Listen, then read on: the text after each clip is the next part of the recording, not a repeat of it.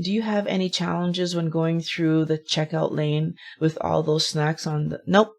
So again, I feel like, so my case is interesting because I have been keto for almost 6 years now. It's coming up in 6 years in April. But the actual real junk food, like hard, like, actual cookies, actual chips, I drop those immediately.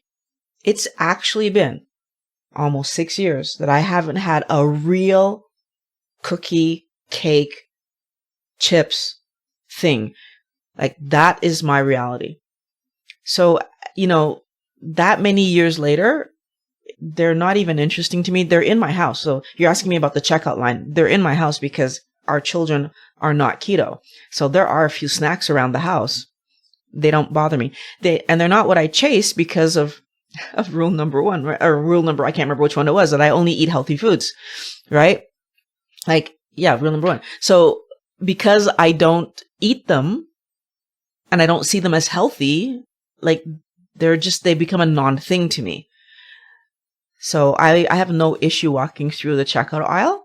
And I was mentioning this to a wellness warrior in the wellness squad community. As you see it along the bottom of the screen right there. We were talking about this idea, and I pointed out that I'm the kind of person now where when I'm in the mall and I smell the Laura Secord stuff, it smells good, but more like air freshener good to me. Like, oh, that smells good. Like, it smells like, like a good smell, but it doesn't smell like I want to eat it.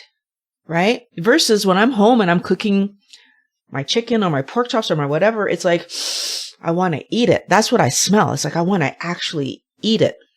That's the difference that I'm noticing for myself. I don't have that problem because it's been so long since I've engaged that behavior. If you're having that issue, probably it's because somewhere in the more recent history, you've engaged that behavior.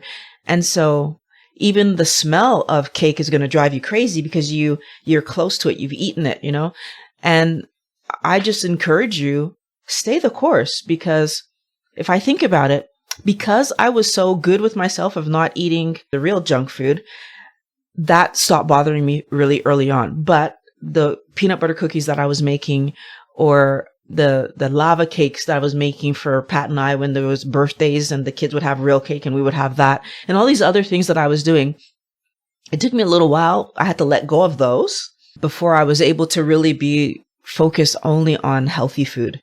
First of all, making those things is not simple. So it's like, it takes time to recreate. Well, the peanut butter cookies are easy, actually. And that's probably why I made them so much.